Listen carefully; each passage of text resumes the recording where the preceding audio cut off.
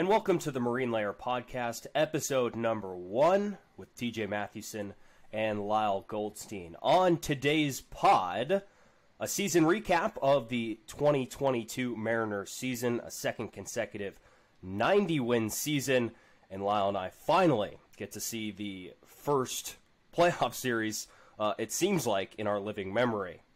We're going to look back at our favorite moments from the 2022 season. Lyle and I chose 3 apiece, and I think they're all pretty good, so it'll be good to look at 3 of our favorite moments from the 2022 Mariners season.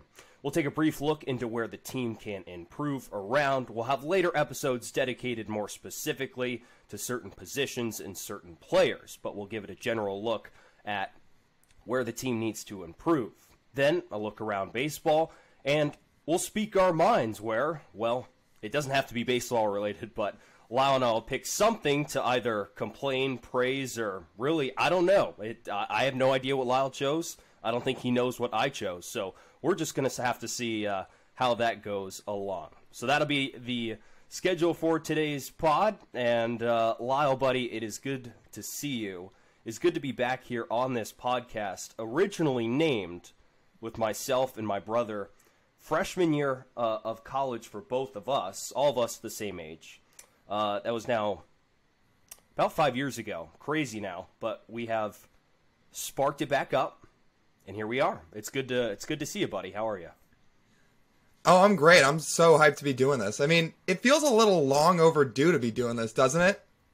It does, yeah. We just have, we have so much, this podcast could honestly be, if we took our text and had Siri read out our text messages and such, I think it would be pretty entertaining, to be honest, of that, maybe not the cleanest thing in the world, but I think it would be pretty entertaining if you just took something like that and you, and we put it in podcast form. But I think this is the best way to put it in podcast form.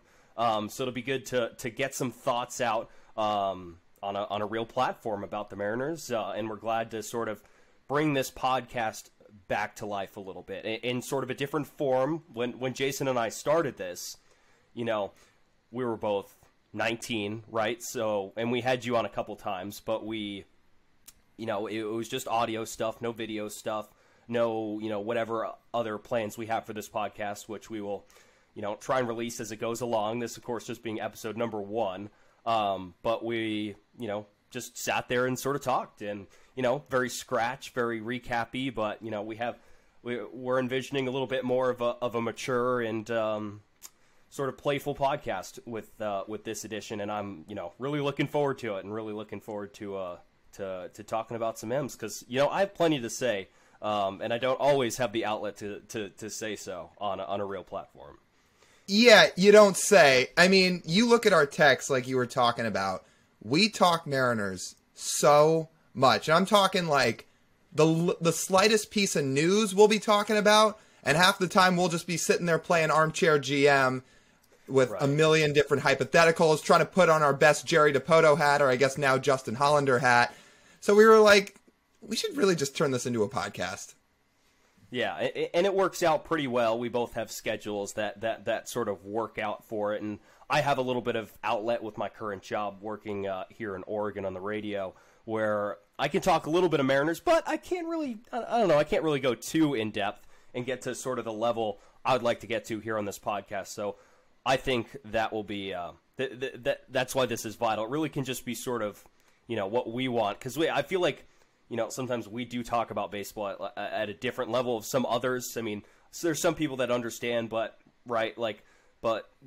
we'll start diving into some numbers and such, and your casual fan probably wouldn't recognize it. So it'll be good to do it here on this show. I'm really looking forward to it, and we have a lot planned. We do. We got a whole off season ahead. Free agency, as we were recording here on Wednesday, November 9th. Free agency supposed to start tomorrow. I don't know at what time. I would eventually the podcast will be out by tomorrow. By the time free agency starts, I don't know if it starts at 9 a.m. I don't know if it starts at 1 o'clock. I don't know. I didn't write. That was one of the few things I did not write down for the show, because I pretty much felt like I wrote down everything else. But it'll be good to have So what we have, I guess, planned first, just we'll bring it in as we're sort of bringing this podcast back. We'll sort of lay a little bit of foundation of, what we're going to talk about with this podcast. And again, future episodes might be a little bit more specific than what this episode is, which will be a little more generic. I think Lau would agree. On the more generic side, the more of just sort of just a think back episode, and just sort of a general look at what the 2022 Mariners season was. And it meant a lot to both Lyle and I. If we started this podcast, say, a year ago, I would say it would have been a little bit more tense, to say the least. With the lockout a year ago, Mariners were sitting on a 19-year playoff drought, and me and you were not very happy with how things were going. Just not really sure what the strategy was, if they were going to spend, etc., and wondering if what the future was, right? But here we sit a year later, and I don't know if it could have gone better, really. I mean, it really couldn't. 90 more wins, a first playoff berth that we have seen. We were, I think you were 4, I was 3 when the Mariners made the playoffs last before this past season. So it was a breath of fresh air to see them succeed, get over that hump. No, it didn't even take expanded playoffs either with the second playoff spot. They finished 90-72 and grabbed that second wild card in the American League. But it was nice to finally have that. It was really nice to finally be there. And then me and you finally got to go see a playoff game. It was really awesome. Yeah, I mean, most fan bases dream about winning a World Series, and we do too, but for us, we were like, we've got to get to the playoffs first. Like, in our lifetime, we have to see a game. We have to see them clinch a playoff spot. From the time we were in kindergarten till the time we graduated from Arizona State, they didn't play in a single postseason game. And in fact, it expanded before we started kindergarten and expanded to after we graduated. So that's a long time, and a long time coming. So it was... obviously they didn't win the World Series this year, but the season as a whole, it was a success.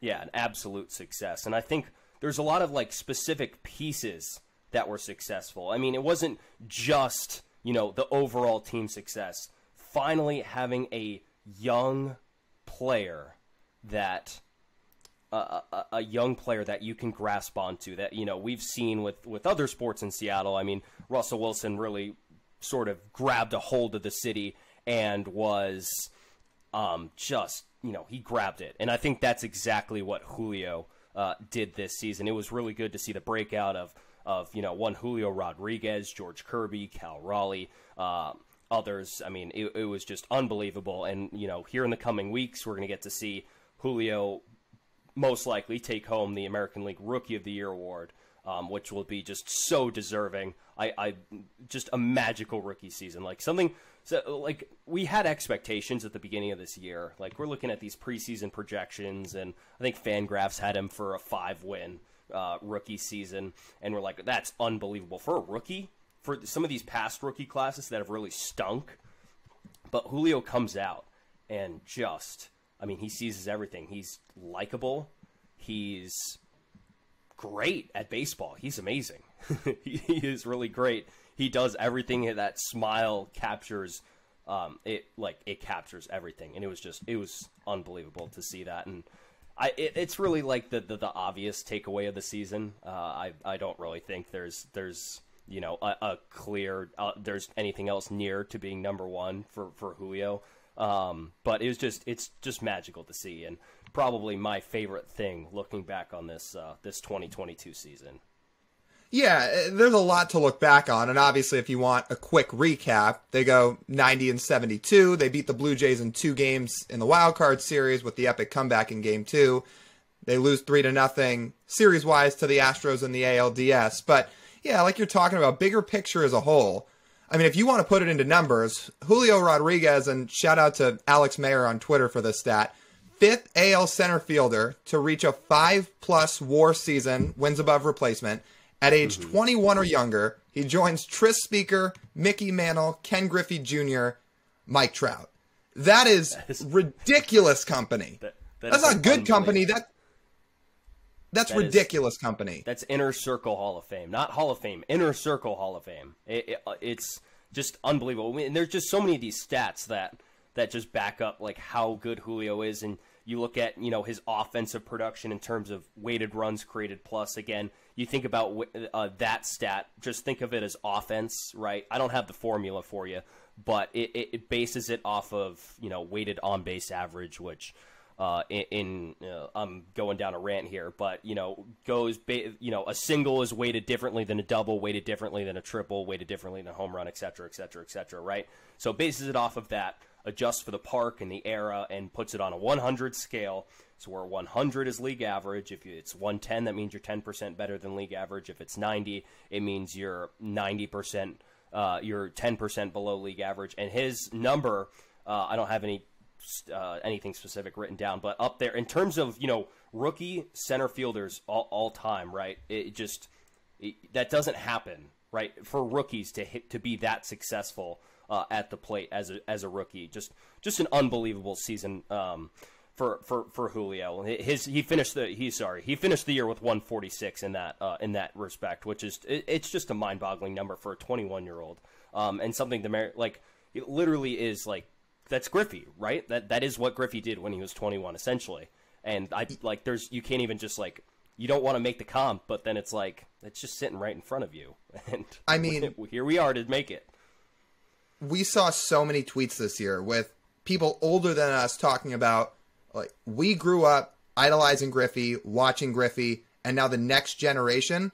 That's Julio for them, which is a crazy comp in year one, but that's true. And, we just gave you a bunch of numbers on what he did in his rookie season to measure how productive he was. But when you just look at it from the general perspective as a fan, he made Seattle love baseball again. This team as a whole captured the city, but spearheaded and led by a 21-year-old rookie whose ceiling, absolute ceiling, is the best player in all of baseball one day. I mean, as a Seattle Mariners fan, I don't think we could have ever sat here and imagined something like that would transpire, and it was amazing. Right, and you think about it a little bit. It's kind of the same trajectory of how Griffey came to this franchise. The Mariners were really just an they were an embarrassment with their first however many years. I think it was their first 14 years of existence before they drafted Griffey #1 overall in '89. I think that was 13 years. They were just awful. I don't think they had a winning record at all during that time. Again, I'm probably going off on a tangent here because I didn't write any of this stuff down. But I mean, then they draft him, and then they go on this run, right? Starting in '95. We could dedicate a whole episode to '95 if you want, Lyle. We could dedicate one, but no, we won't do that. You're not ready to make some new. You're not ready to make some new memories. No, I like spending a whole weekend back in '95. I love hearing all about it. But regardless, right? And then you go on the run 95, 97, 2000, 2001. And then, Julio is probably on track for that and more with, expanded playoffs and, some of the best development here in baseball. But overall, I guess, Lyle, for the season recap to put a bow on it, I mean, just absolutely unbelievable. Seeing these starters really break out as well in the rotation, like George Kirby, Logan Gilbert, signing your ace and Luis Castillo to an extension and trading for him. I know that'll come up here in a little bit. And then also, signing Robbie Ray and just seeing that sort of just mold around itself and sort of really complete this team was just awesome to see, and something we had never seen before, really, because our growing up of fandom. Again, we are fans. We are Mariners fans. To put it pretty clear, we do try and look at it through a more neutral eye, I guess. We're I feel like knowledgeable enough where we can look at things objectively and see them for how they are.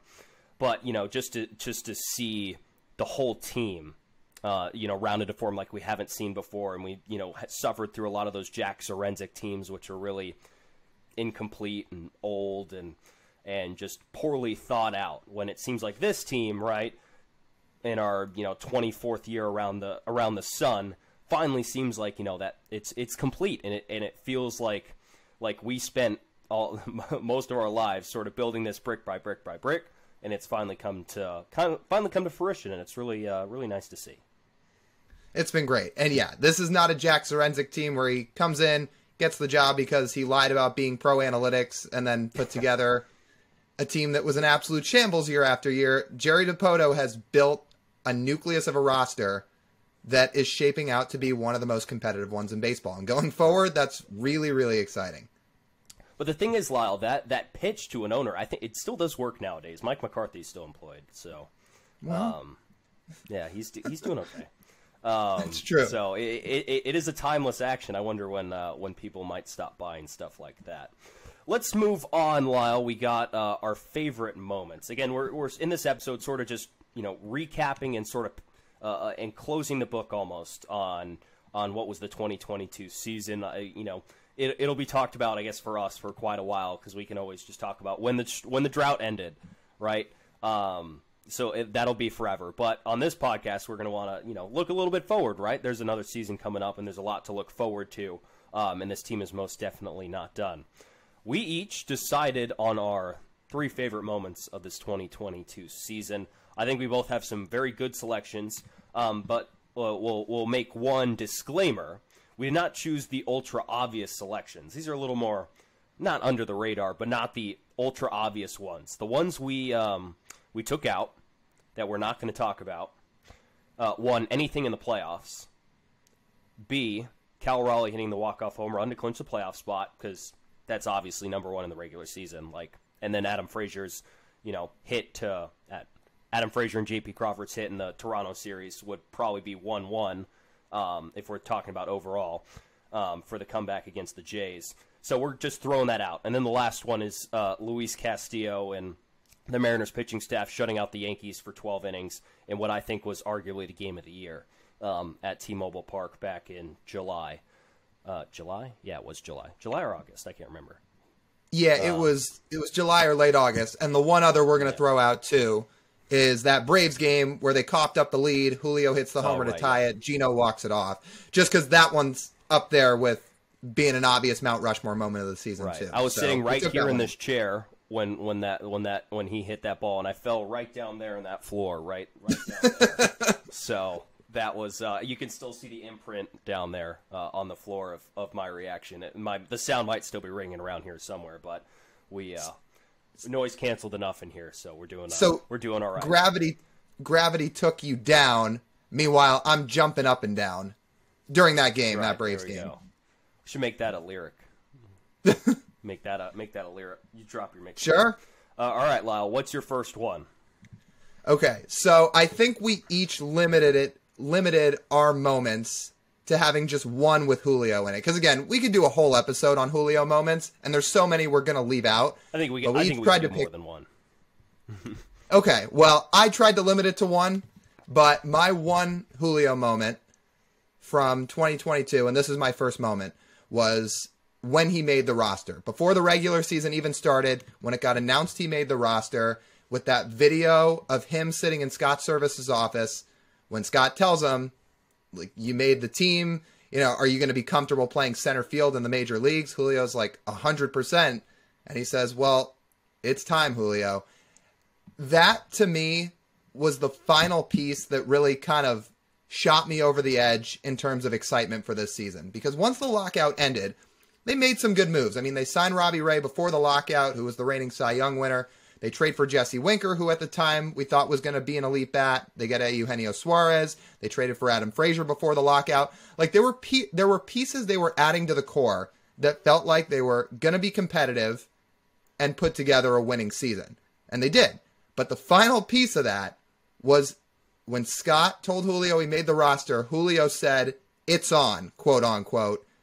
And that, for me, really signaled, okay, no more being the laughingstock of baseball, no more losing, no more rebuilding. It's time to win. Like, I was so fired up to just find out he made the roster, no service time manipulation. It was awesome. That's my first moment. Yeah, we were worried he wasn't even making the roster. I mean, we were there was, that 3-week stretch in spring training, we were a little paranoid when he's tearing it up in spring training. And, he hits that inside the park home run. It's like, there's no way, right? There is actually no way you can leave him off this roster. And thankfully, the delay was actually them just setting up a camera in Scott's office and getting him in there to record that video. So I guess that worked out okay for him. My number one moment, actually, I don't know if it's the number one moment for me, just the first one on my list, per se. Also a Julio moment. So when I meant what the Julio thing, I think we could do like, a whole month or 2 months worth of episodes just on Julio. But anyways, I'm going to reduce this to a few minutes on Julio. So again, I was sitting in this chair for this moment. I spent a lot of my times down here in Corvallis, Oregon, listening to the Mariners. It's a little hard to get Root Sports on my computer, so I listen to it on the radio. Where the station I work at is a Mariners affiliate, so I'll most of the time listen through the station for Mariner games. Regardless, I'm listening to this game, June 6th of this year, 2022. Down in Houston, Game 1 of a 3-game series against the Houston Astros. This is before the team turned it around at all, right? I think they're still struggling at this point. They would bottom out 2 weeks later to 10 games under on June 21st. But top of the 9th inning, Mariners lead 5-4, and Hector Neris, after getting the first 2 outs, for some reason that I don't think we could figure out at the time, threw behind Ty France and hit him in the back.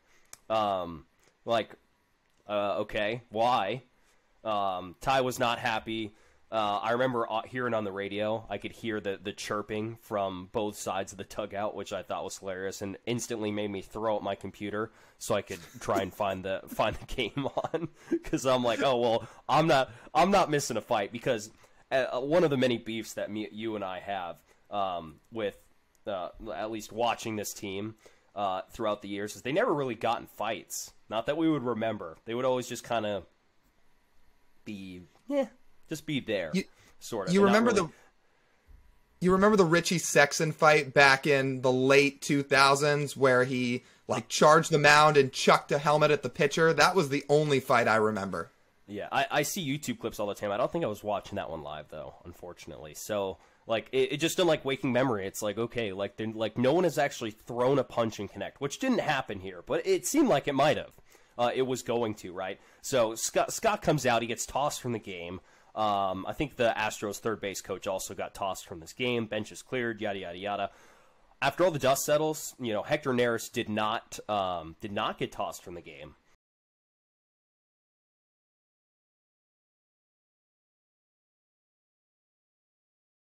So bench is clear. Scott gets tossed from the game. Julio comes up to the plate against Hector Neris. And then he hits a home run over the right field fence, and I couldn't stop laughing. I couldn't do it. It was the funniest thing that happened. It was awesome to see. I'm glad Julio got some revenge for Ty and really sort of cemented his status in sort of big game moments. As we've already mentioned the home run. Yeah, you remember as Lyle mentioned, him making the roster, hitting the game tying home run against the Braves. One that we didn't select, another one we didn't select, I don't think, Lyle, is the Grand Slam versus the Rangers. We didn't. We did not choose that one. So, again, just sort of cementing him as a big game hunter. It's awesome to see, and that's my first moment. What's your second one? Just to quickly add to that felt like his first big moment chronologically, because the Grand Slam against the Rangers was later. The game-tying home runs against the Braves was later, season-wise. That home run against the Astros was his first real signature late-inning clutch hit moment. And it was awesome. The fact it came against the Astros, and Astros fans on Twitter were happy-go-lucky that night. Let's put it that way. They were. Free Astros rants. I miss him. Yeah. So, speaking of fights, we talked about the Mariners have not gotten in a lot of fights over the years.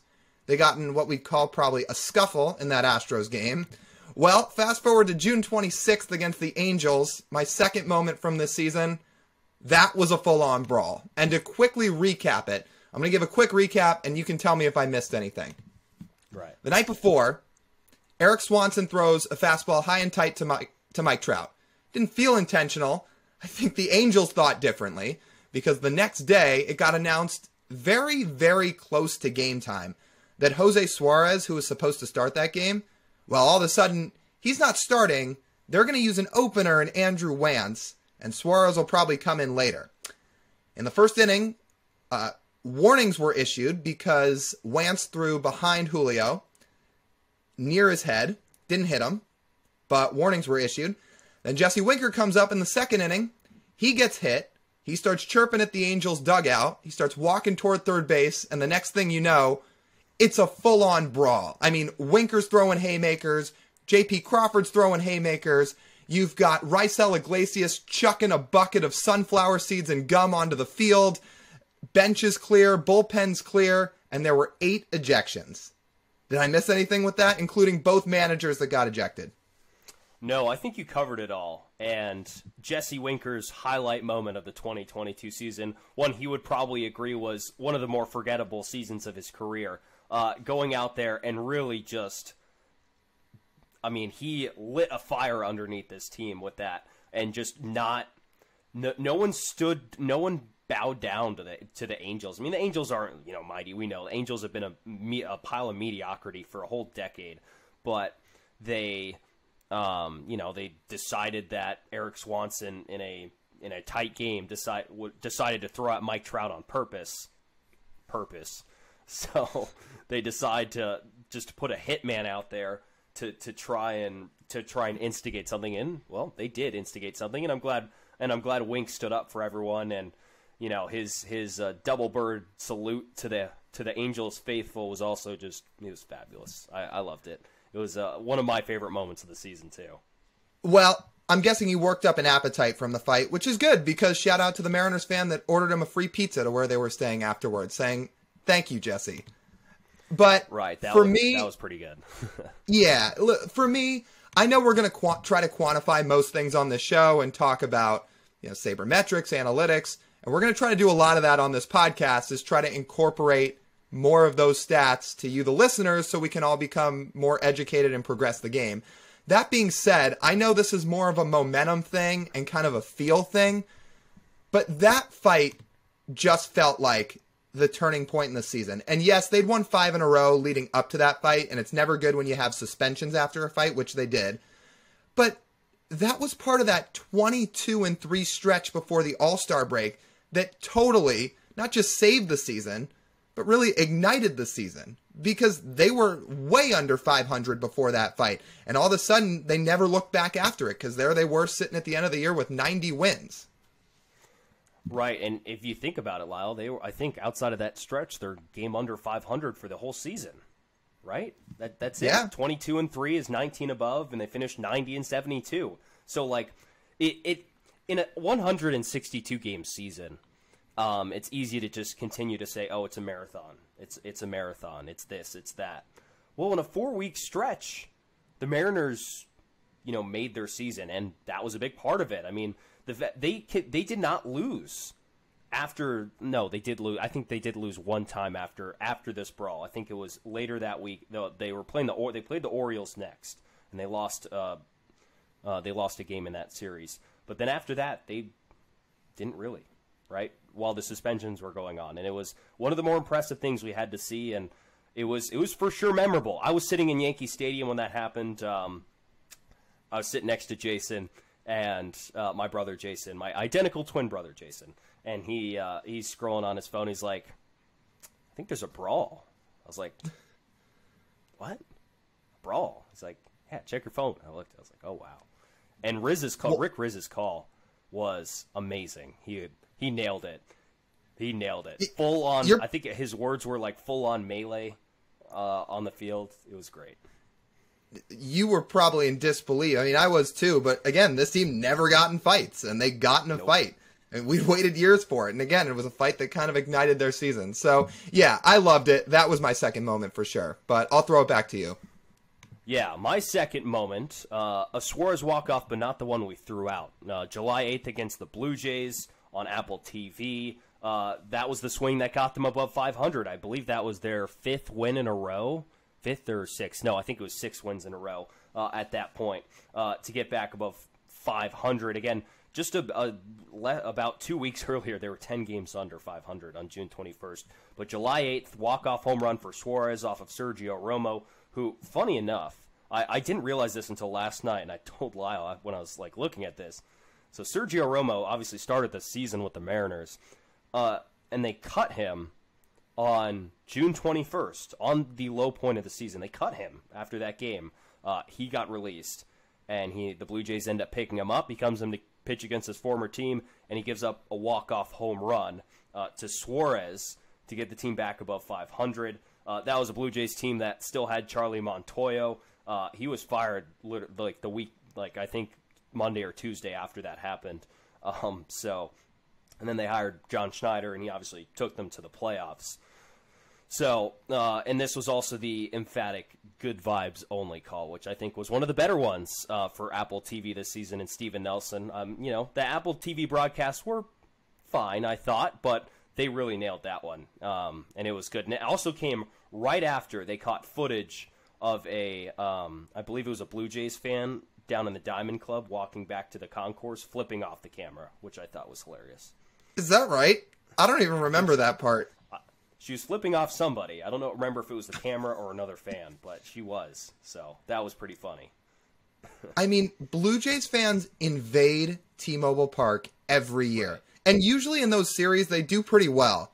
So the fact the Mariners swept the Blue Jays in that series, Gino had the walk-off home run, and then as a result, Montoyo gets fired. I mean, it was nice to have the momentum swing to the other side for once. Because again, Seattle usually does not fare well in that series. Not at all. And it was a pretty good crowd turnout, right? I would have been curious to see if the Mariners hosted the Blue Jays in a playoff series. What would you do? Like, just have Jay Inslee close the borders, all road borders at the top, and cancel all flights for that weekend. But that would have been interesting to see if that case. But it was good to see that. I loved that was really sort of right before they really took off in that win streak. It was the 6th of 14 wins in a row. Really just an amazing middle of the win streak and one of the more fun stretches of the season. Lyle, what's your third one? Okay, last moment and third one here on my list. You briefly touched on it earlier in the show, trading for and then extending Luis Castillo. Look, when it got to the point of the trade deadline, the Mariners were in good shape.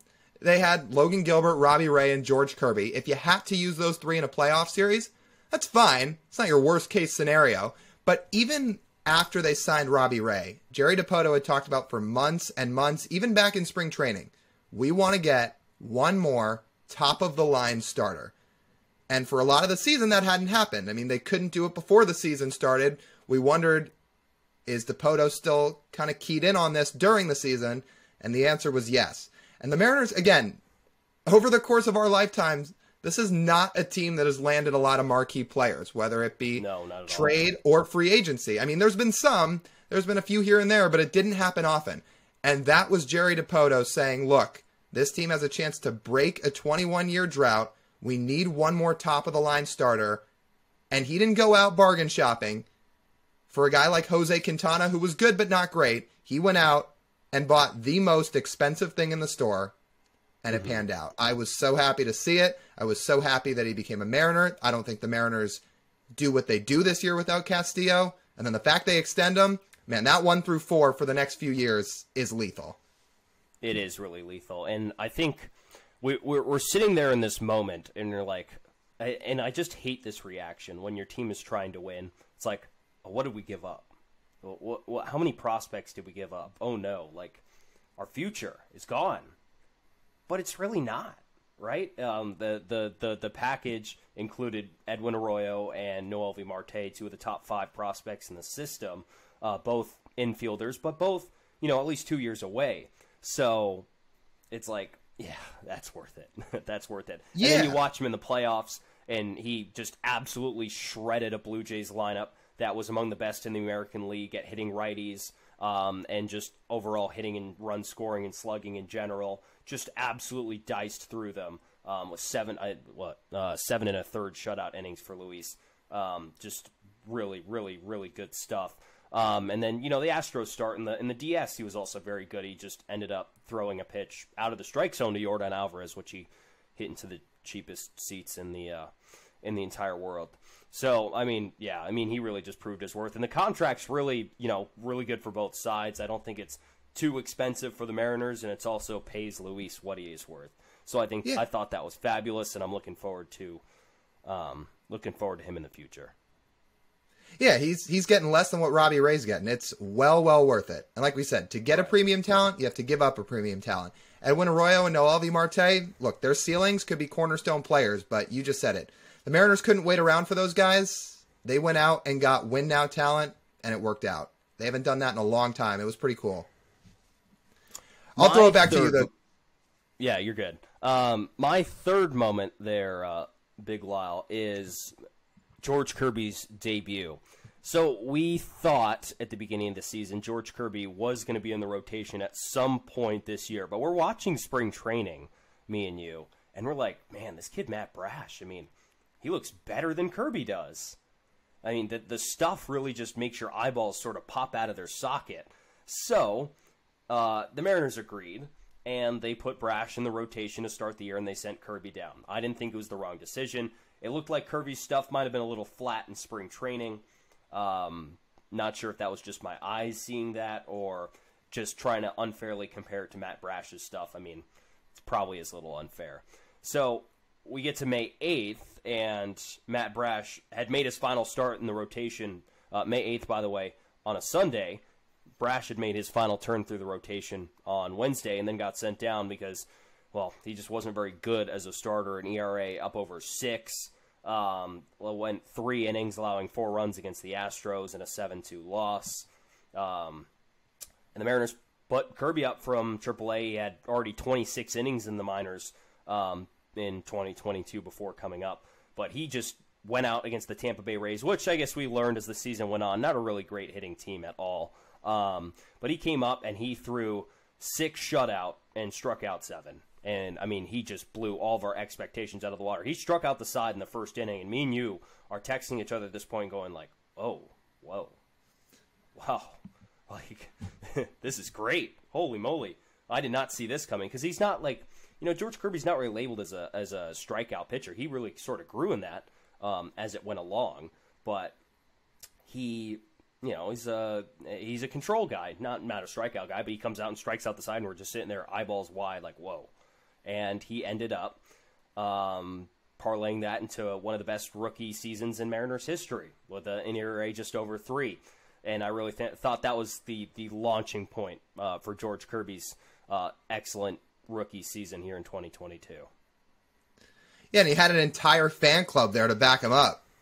Mm-hmm. Yeah, 15 to 20 people all the way from Rye, New York on a whim. I mean, they only had about 48 hours notice that he was getting called up.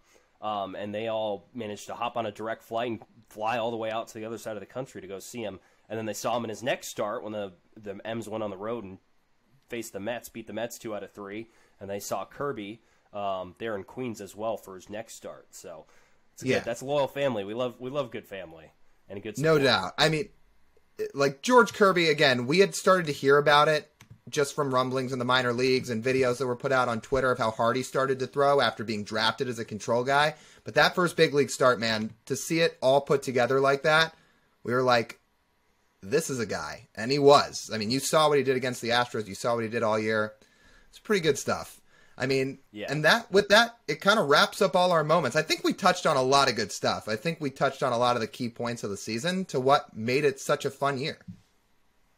Yeah, it really was such a fun year. I mean, we could go on and on and on and on and on about this stuff, but it really was. It's refreshing to have a season where we can look back on so many positive things that aren't like moral victories. It's like actual, tangible success and exactly what we wanted.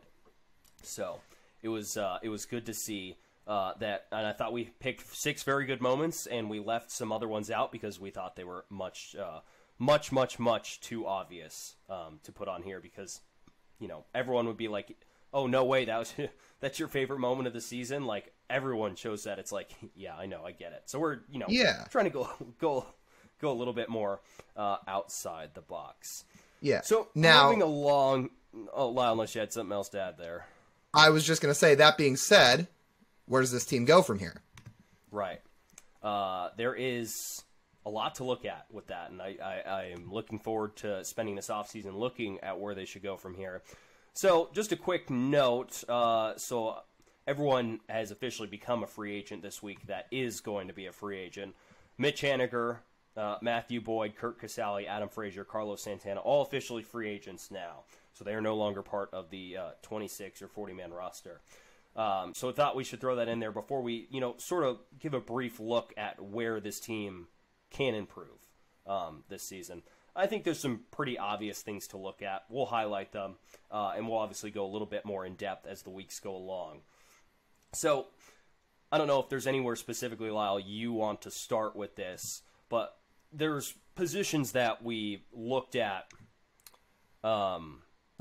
throughout the season, and we knew this is where they would need to upgrade during the season. Second base, whoever was in the DH spot, and then the corner outfield spots as well, especially without Mitch Haniger there. So that was pretty much an overview of that. We say shortstop. We argue shortstop as well because it's a premier shortstop class. But again, something we will flesh out sort of as the things go along. Anywhere you want to start with that, Lyle, from what we're looking at? Yeah, we can start with second base just because that's going to be, I think, the premier topic of this offseason. And more so, is it going to be a second baseman that the Mariners go sign, or is it going to be one of the shortstops and you have J.P. Crawford move over to second base? Right. Something to think about. I was looking at this. I did tell you this yesterday, but I'm going to just reiterate it. It's something I didn't know. So we're saying, we think if possible, Jerry Dipoto and company should be targeting one of these four shortstops on the market: Dansby Swanson, Trey Turner, Xander Bogaerts, and Carlos Correa. But did you know Mariners shortstops this year had the highest on-base percentage of any position on the team? I did not think I would see that, but that is a true fact. 341, that was the top mark among any Mariners position this year in terms of getting on base. Just getting on base, not slugging, not hitting for average, getting on base. And I thought that was, a reflection of JP. Dylan Moore a little bit too. Dylan Moore, a good eye, one of your guys, one of your favorites, and should be a key piece here in this upcoming season. But I thought that was a pretty good indictment on the Mariners shortstop. However, we still do see room there for an upgrade. Yeah, there's no doubt. I mean, if you want to dive into some of the numbers, they lose Adam Frazier, who ranked 17th of 19 qualified second basemen last year in WRC+, which, again, a refresher, measures offensive production, a hundreds league average. Frazier's was 81. That's 19% below league average for a guy that was brought in here to essentially be a table setter either at the top or the bottom of the lineup.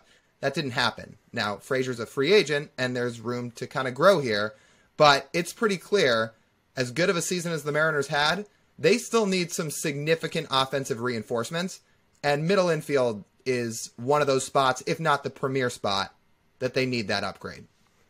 Right, wow, and I think it honestly, it gets a little worse when you, look at the overall position numbers. What I like about this, what we did with our prep, you went to Fangraphs, I went to Baseball Reference. So Fangraphs doesn't break it down the same way that Baseball Reference does. So I looked at the position as a whole. You looked at the specific players of what you're looking to replace. So I looked at the Mariners' second base position in general.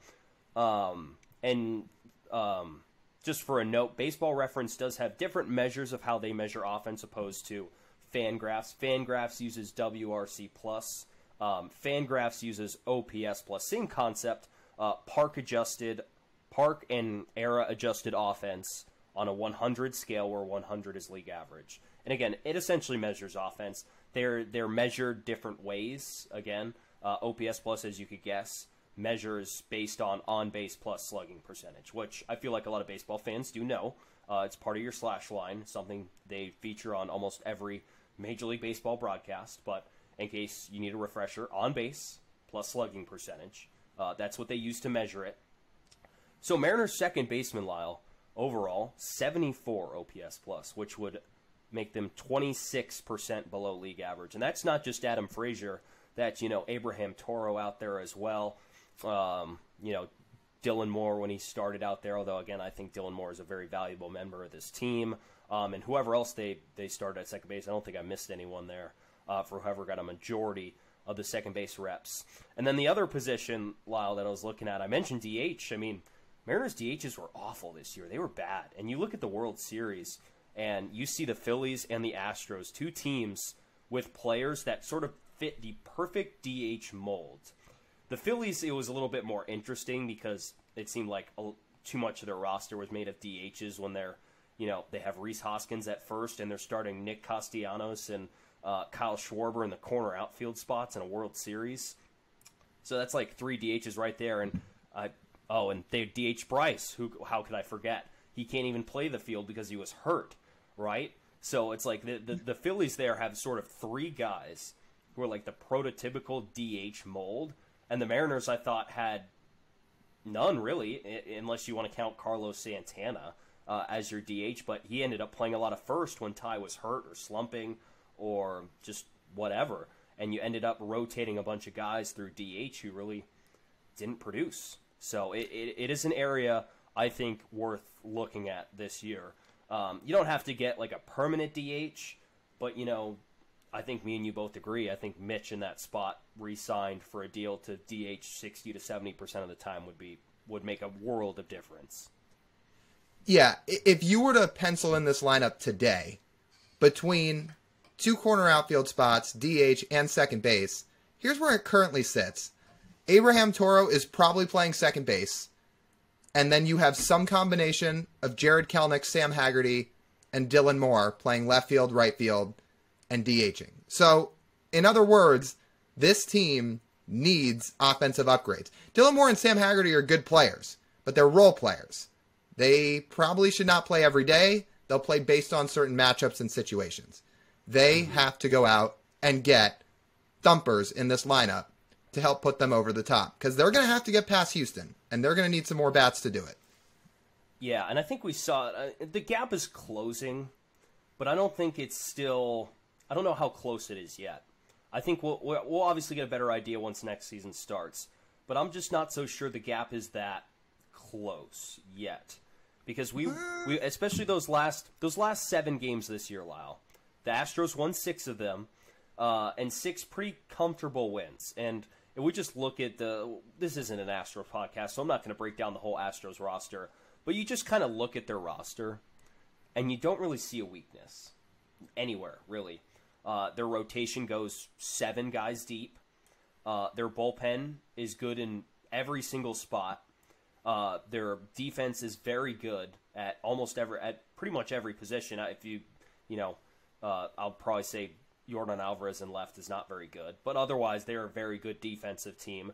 Their lineup, in terms of really good hitters, the top 6 are very productive to elite players up and down that lineup. So I mean that's what the Mariners are going for, right? And that's something the Astros have built since they started rebuilding all the way back in 2012. So that was a process, and the Mariners are still a process. But that is the goal right there, to win the World Series, and the Astros showed you the type of roster that you will need to do such a thing. Yeah, there's no doubt. I was more thinking along the lines of the playoff series, how they were a strike away from winning Game 1, Game 2 was incredibly close, and then Game 3 goes 18 innings. But, to be fair, do I think the Astros are still, right now, a significantly better roster than the Mariners? I do. So, this offseason, the hope and the goal is to upgrade that offense. And will they do that? That's to be determined. And as some shows go on here in the coming weeks, we're gonna break down a lot more of the specific players that could fit this team. Right, and a couple of quick hitters here on other things to improve. I think that we're pretty universal on the offense, and I think most Mariner fans understand that the offense is the thing that needs to be addressed. But there's a couple other spots too, Lyle, I don't think we can really overlook. I don't think they're really worried about starting pitching depth. I mean, you pretty much already have your starting 5 for next year in the rotation. That's why Chris Flexen, as of today, again, Wednesday, November 9th, is being floated. I mean, John Morosi was saying, pay attention to Chris Flexen to the Rockies and stuff like that. Being just sort of floated out there on Twitter today. So that's not really a worry. And then you have guys like Dollard and Hancock down in Double-A that are probably ready for a taste of the big leagues. Right, so starting is not something you have to worry about. However, high leverage bullpen depth, that's a pretty complex thing. But as we saw towards the end of the year, right? I mean, Scott still liked to go to all of his guys, but we looked in the playoffs, and it's still a really small sample, but just sort of an over-reliance on Andres Munoz in that playoff series was just, it was a little telling, I guess, of the trust level Scott had of other guys besides Munoz and Sewald, who wasn't great in September. So just, something to keep an eye on. And the Rays let Nick Anderson go today. So that's, a guy that's just sort of floating out there. But just, something to sort of think about for a unit that was really good. But again, as the season wore on, it's like, how many of these guys are earn the trust of high leverage spots? We saw the Astros, they had a lot of guys that have earned the high level trust. And that's part of what made them so good, right? We keep referencing back, but they are the model, right? They're the model to look at. Yeah, there's no doubt. And whether they choose the route of spending on relievers or just trying to find more pieces that fit their mold and fit what the Mariners are trying to do philosophically, that's to be seen. It's certainly worked out pretty well the last couple years, and it seems like spending money on relievers isn't always the greatest practice these days, but we'll see what route they take. Speaking of paying a lot of money for relievers, is that a good segue to transition into the MLB Wraparound? Let's do it. Let's wrap.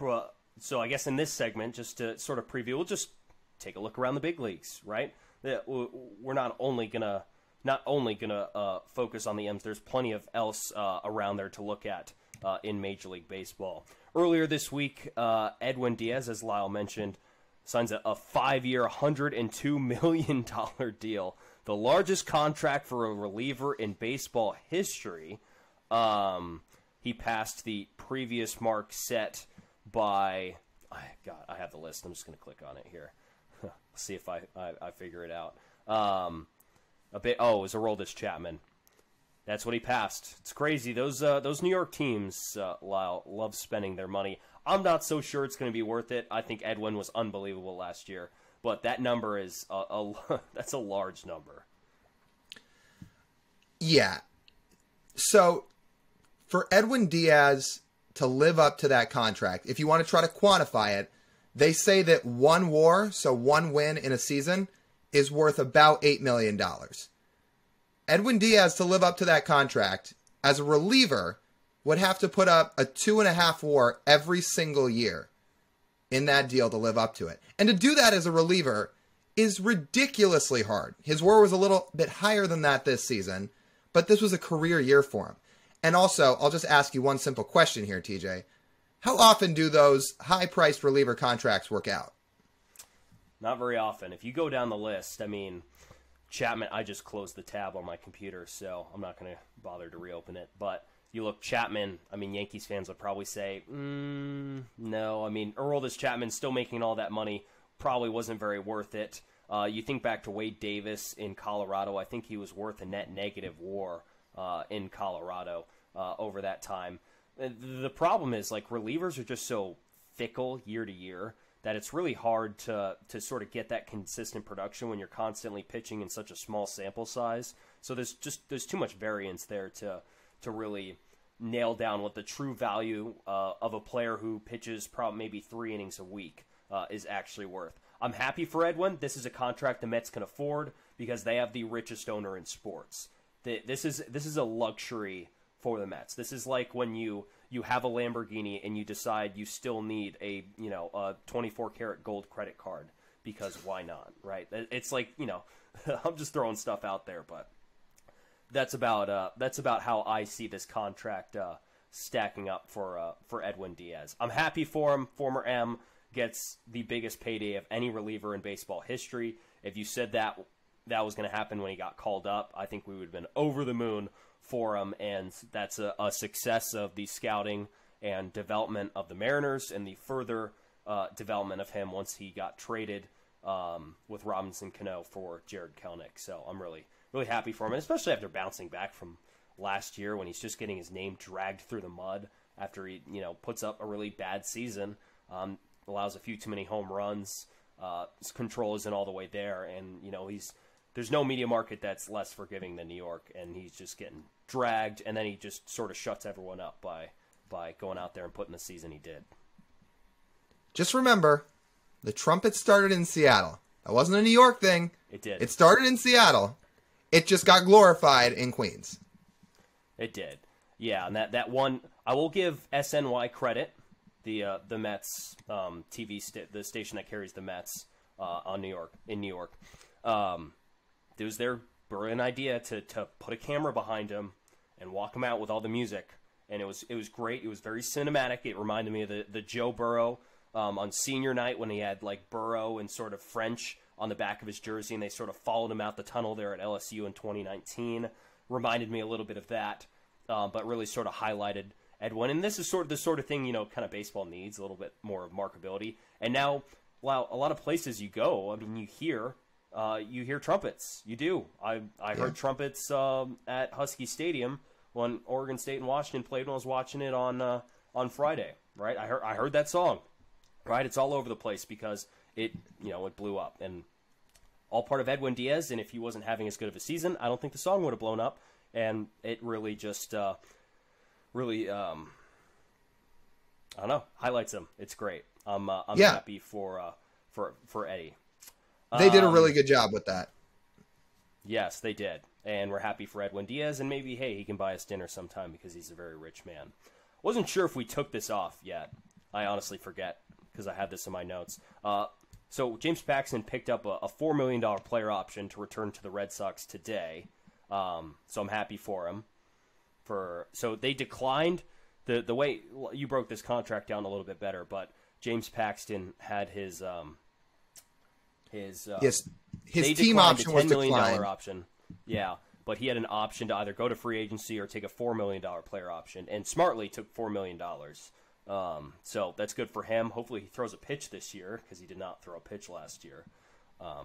So that would be good to see. And the last thing here on the MLB whip around was about the Japanese pitcher Kodai Senga. I think I said his name correctly.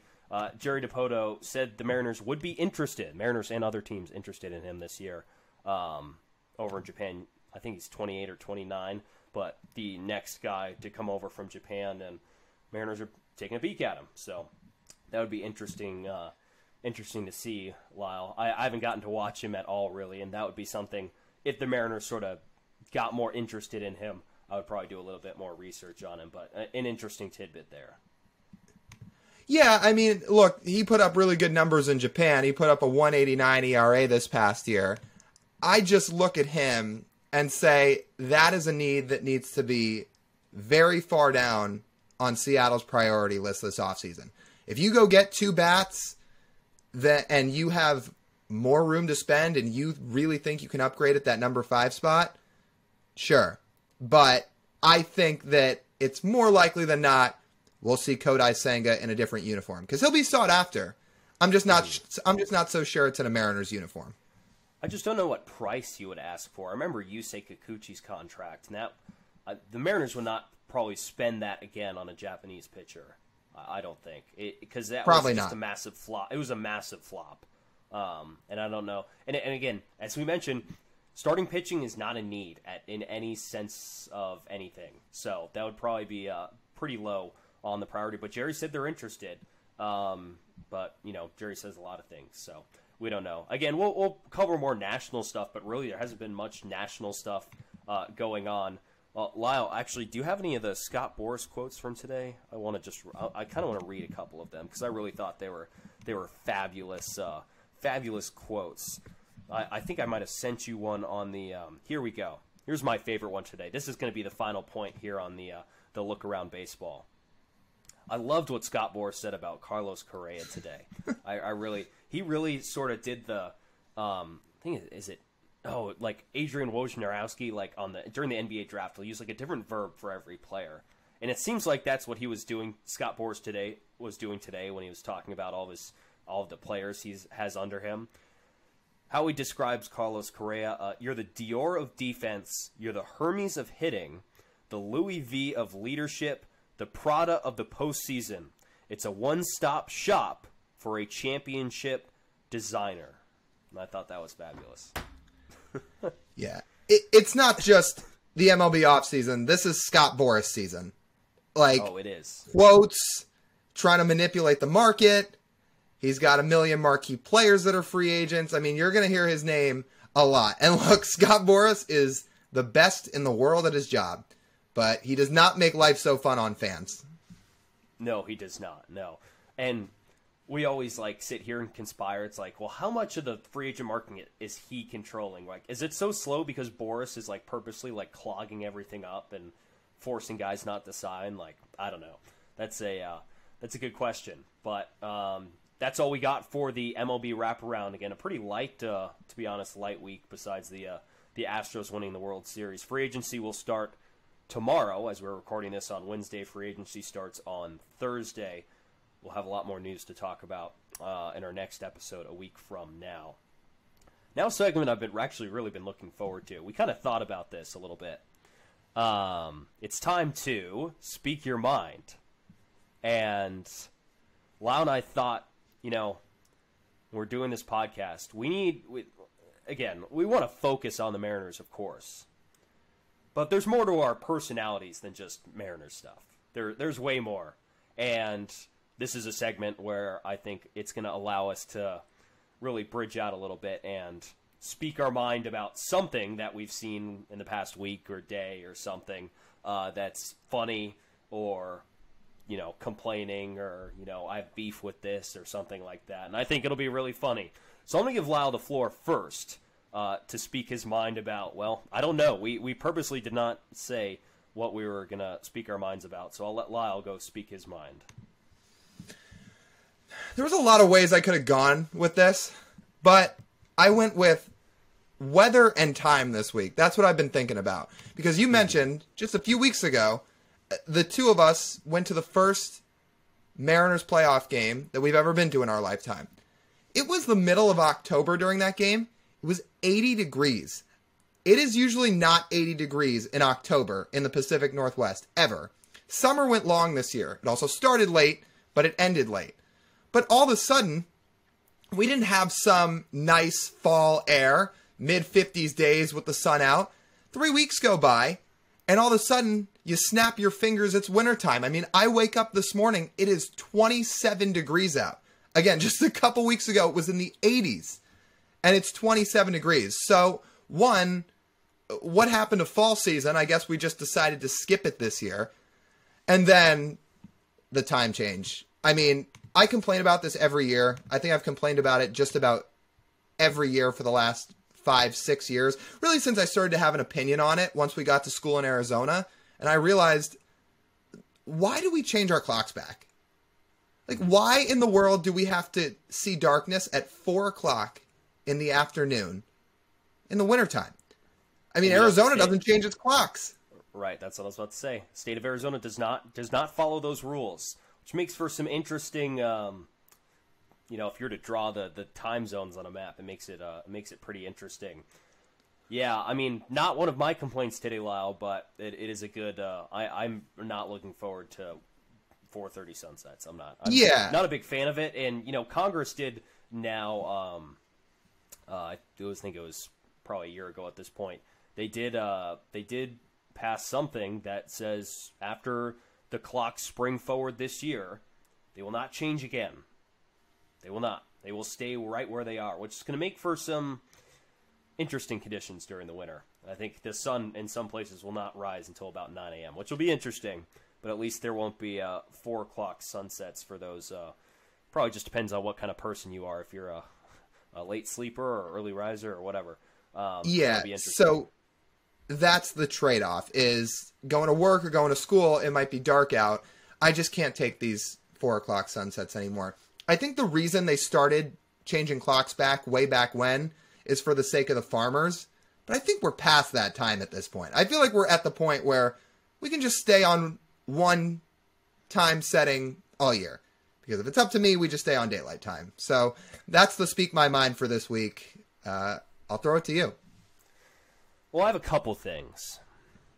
Number one, I haven't been able to taste anything for a week. It's just like, it's not really a feeling you're used to until like it happens. And then I'm like, well, I can't taste anything. Now, I don't have COVID. I think I had a COVID test last week. I didn't test positive. So, like, I'm fine.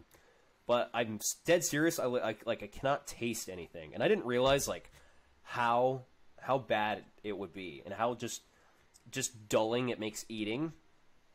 Like, I opened a bottle of, like, hot sauce earlier, and I was trying to sniff it, and I can't smell anything. Like, I should be like, oh. But I can't even smell it.